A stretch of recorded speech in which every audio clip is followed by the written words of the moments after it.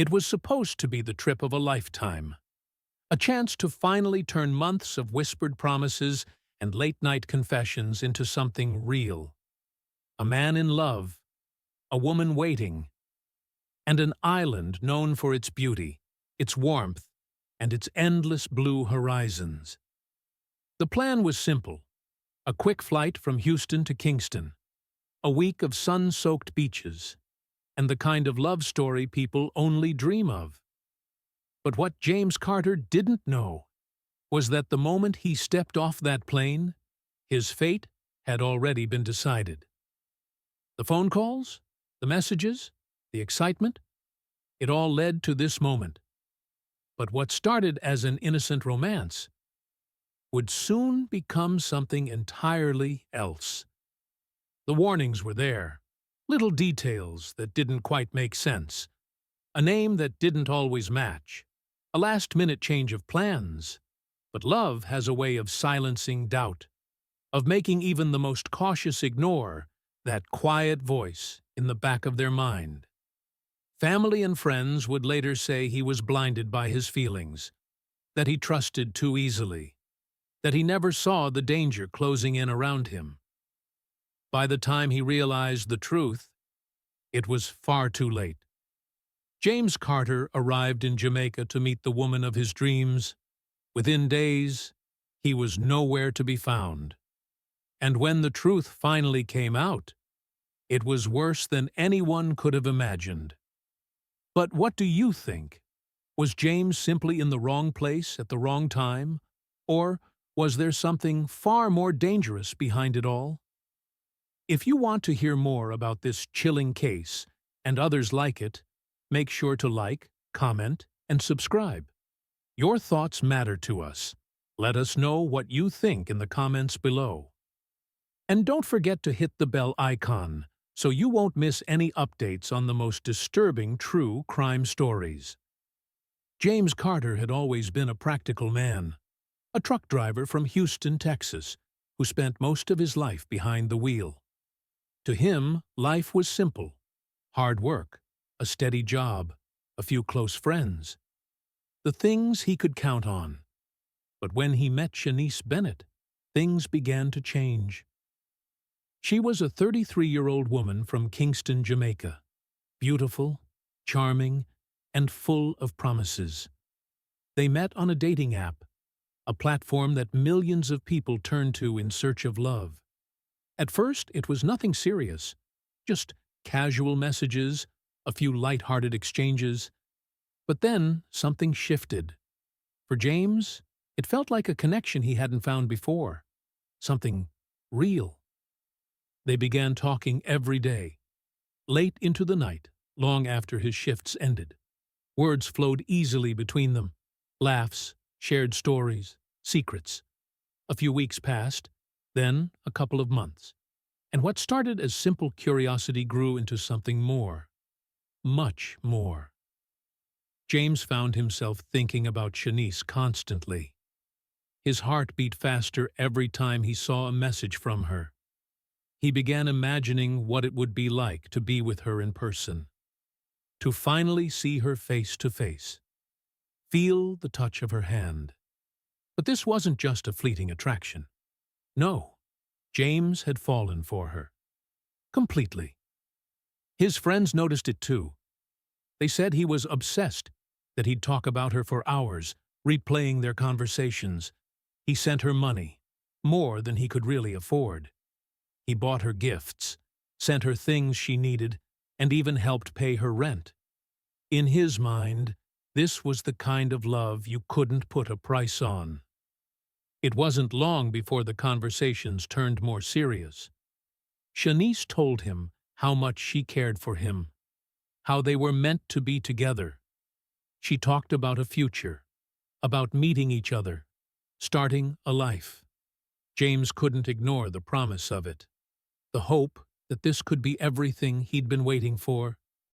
And then, after months of back and forth, the plan was made. James booked a flight, a one-way ticket to Jamaica.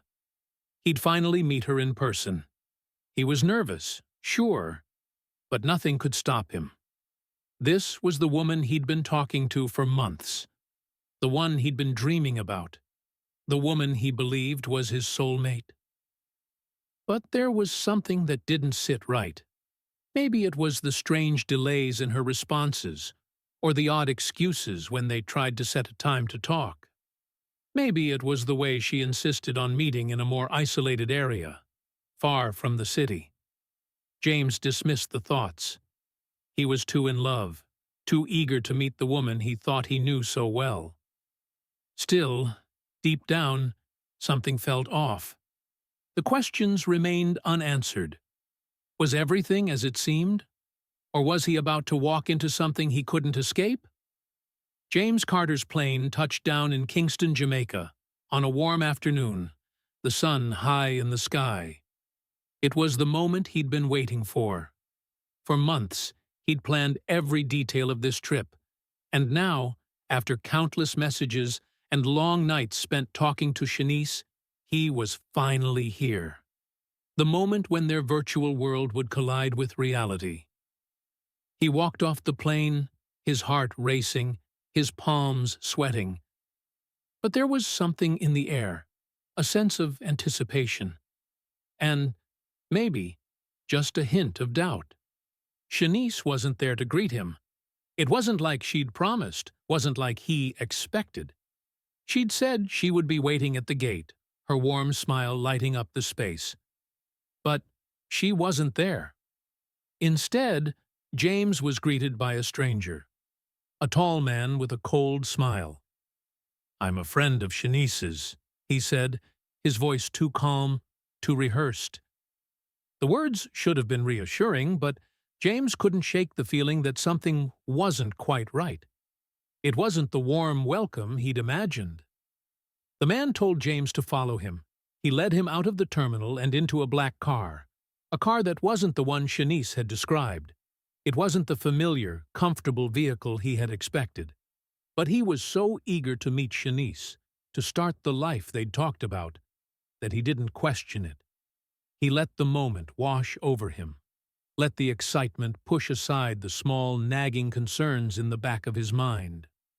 The car ride to Montego Bay felt longer than it should have, winding through unfamiliar streets, passing by shadows and alleys that didn't seem to match the paradise he had envisioned. It was all too quiet, too still, the city outside seeming to fade into the night.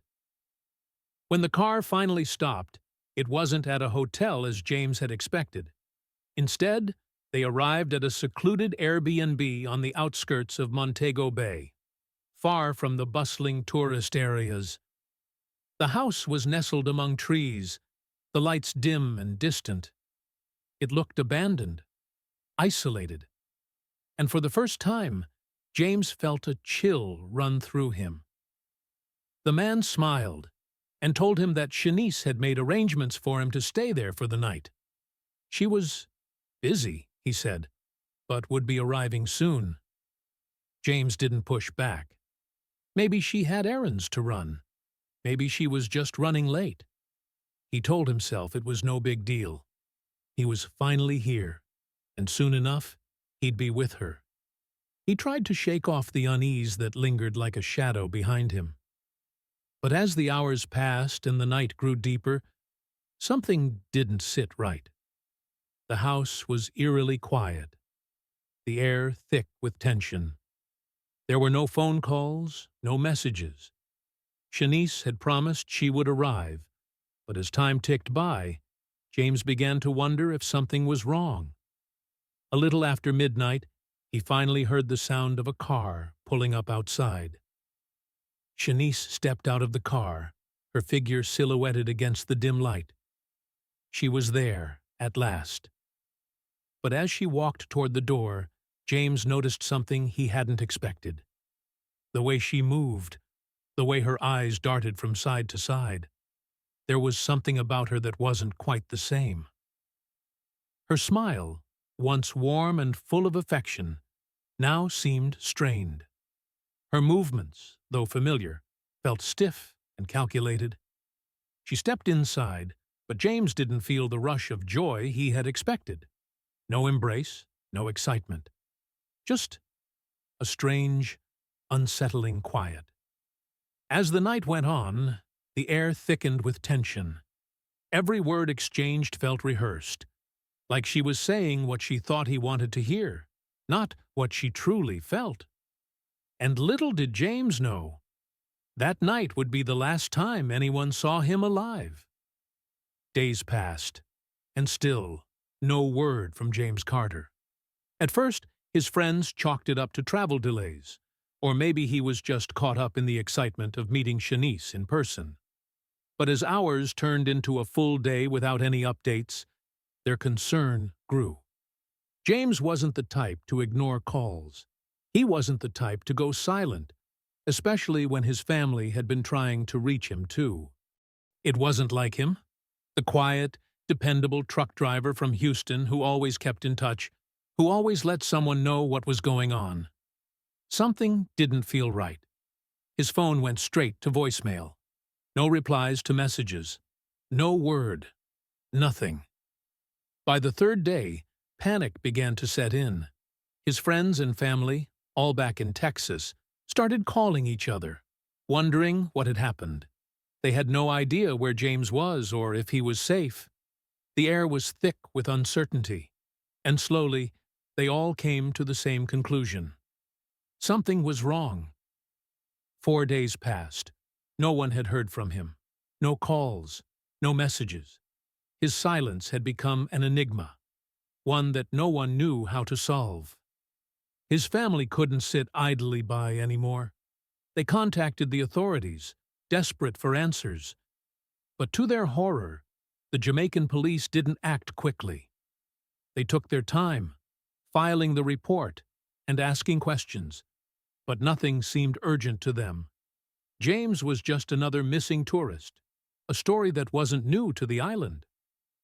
Then, on the 5th day, a call came through. It wasn't from the police. It wasn't from anyone involved in the investigation. No, this call came from someone else entirely. A local fisherman, out on his usual route, reported something washed up on the shore. The sound of his voice, shaken, came through the line. The fisherman described it. Just a glimpse, something unsettling on the edge of the water. At first, he thought it was just debris, a piece of driftwood, maybe even an old boat. But as he got closer, his heart sank. The object wasn't natural. It was a human hand, lifeless, barely visible above the surface of the sand, as though it had been left there, forgotten. What was found washed up on that shore wasn't just a reminder of the sea's unforgiving nature. No, it was something far more horrifying. The call sent shockwaves through the investigation. The one person who had vanished without a trace had left behind evidence. But the question remained, was this the end of the story, or had it just begun? A local fisherman found something washed up on shore, something horrifying. The search for answers deepened. As the days passed, the investigation uncovered a chilling discovery that would send shockwaves through everyone involved. James Carter's suitcase, found abandoned near the Airbnb in Montego Bay, wasn't just forgotten. It was soaked in blood. The police couldn't explain it. There was no sign of a struggle, no immediate trace of what had happened. But the blood told a different story. It was everywhere, soaked through his clothes, staining the fabric, the leather, and the edges of the suitcase itself. Whoever had packed it had no intention of ever explaining what had gone wrong. His phone, the device that had once connected him to his family and friends, was gone. No messages, no calls, nothing to trace his movements. But his passport was found too, burned beyond recognition, destroyed. The sense of finality was overwhelming. Whoever was behind this, they didn't just want to disappear with James, they wanted to erase him entirely. As the investigation progressed, the pressure from James's family intensified. Desperate for answers, they reached out to the FBI, who took on the case after mounting pressure. It wasn't long before investigators uncovered something that no one was expecting. Something that would change everything. Shanice Bennett, the woman James had flown across the world for, had vanished. Just like that. No messages, no explanations. She was gone, leaving behind only questions. She had become just another part of the mystery, a figure who no one could track, no one could find. She wasn't the person James thought he knew. But what was the truth? Investigators dug deeper into Shanice's past. What they found was nothing like the woman James had fallen in love with. Her identity was a web of lies, one carefully constructed and maintained. Shanice wasn't who she claimed to be. She wasn't just a woman from Kingston, Jamaica. She had been living under multiple false names. And what was more disturbing was that Shanice had been in several online relationships with foreign men, men who, just like James, had been drawn to her. She had convinced them of her affection, just as she had with him. James wasn't the first victim. Not by a long shot. But what about the others? How many men had she lured into her trap? How many were left broken, discarded, their lives never to be the same? But just when it seemed like the investigation was getting closer to the truth, something else emerged. One of Shanice's ex-boyfriends came forward. His name wasn't familiar to the authorities, but what he said sent chills down investigators' spines. His story revealed a side of Shanice that no one had seen before, a side that was far darker than anyone could have imagined. Who was Shanice really? And what was she hiding? The investigation had reached a turning point. The truth, once hidden behind layers of deceit, was finally beginning to unravel. It became clear. Shanice Bennett wasn't just a woman caught in a dangerous situation. She was an integral part of something far more complex, something darker. Shanice was not only a con artist, she was working with a criminal ring, a network that targeted foreign men just like James. The men she deceived with promises of love, only to betray them in the most violent ways. James had been lured to Jamaica under false pretenses. He thought he was walking into a new chapter of his life. He thought he was meeting the love of his life. But instead, he walked right into a trap set up meticulously by Shanice and her accomplices. The chilling truth became undeniable when James's body was discovered. It wasn't found on a beach, washed up as many had feared. No, his body was buried deep in the Blue Mountains, hidden in a shallow grave. His life had been taken in cold blood. The cause of death? Multiple stab wounds. Brutal. Calculated. James Carter, the man who had trusted Shanice, had been murdered in a horrifyingly violent way. His family's worst fears had come true. But the story didn't end there. As authorities closed in on Shanice, she was caught trying to flee the country. Her destination? The Cayman Islands, a known hideout for criminals looking to escape justice. But here's where it gets even more terrifying. Shanice wasn't working alone. No, the nightmare extended much further. The Airbnb where James had been taken? The owner was involved. A man who had appeared to be nothing more than a neutral party was actually part of the web of deception. He had knowingly participated in setting up the meeting, ensuring that everything went as planned.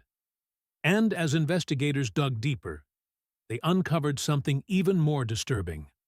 A network of scammers and killers who had been operating for years, targeting men like James.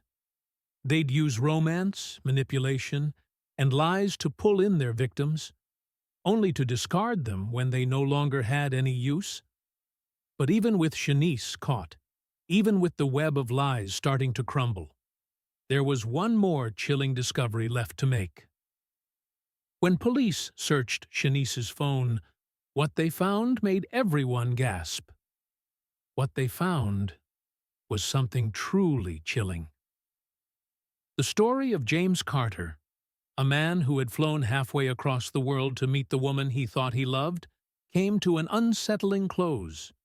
Shanice Bennett and her accomplices were arrested in connection with James's death.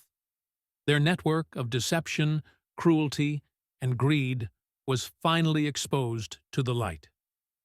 Shanice, the mastermind behind the trap that ended James's life, was sentenced to life in prison without the possibility of parole. It was a victory for justice, but the bitter reality of the situation weighed heavy on everyone involved. For James's family, the loss of their son, their brother, was irreversible. No sentence could bring him back. No court ruling could undo the violence that shattered their lives. James's family didn't stop there.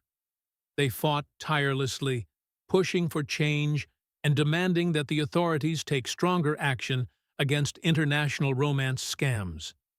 Their relentless advocacy called for stricter laws and more resources to protect vulnerable people from becoming victims of these devious schemes. Their efforts brought awareness to the epidemic of online scams. But did it go far enough? Some say that justice was served. Shanice was caught. Her accomplices, too, were held accountable. But for others, the nightmare isn't over. It's been revealed that the criminal ring Shanice was a part of is far larger than anyone had anticipated. There are rumors that others within the ring are still out there, waiting, plotting, and targeting new victims from across the world. The true scope of their operations may never be fully known. And the worst part? The one thing that continues to haunt the minds of those who followed this case. There could be more victims. Victims we'll never even know about. What do you think? Was justice truly served in this case? Did Shanice and her accomplices receive the punishment they deserved? Or is there still more to uncover? And should online dating safety laws be stricter? With so many lives at risk, what steps can be taken to protect people from falling into the same trap as James? Drop your thoughts in the comments below. I want to hear your opinion on this tragic case, and whether you think the justice system is doing enough to tackle these kinds of crimes. And if you want more shocking true crime stories like this one, check out this next case, where another man walked straight into a trap and never came back.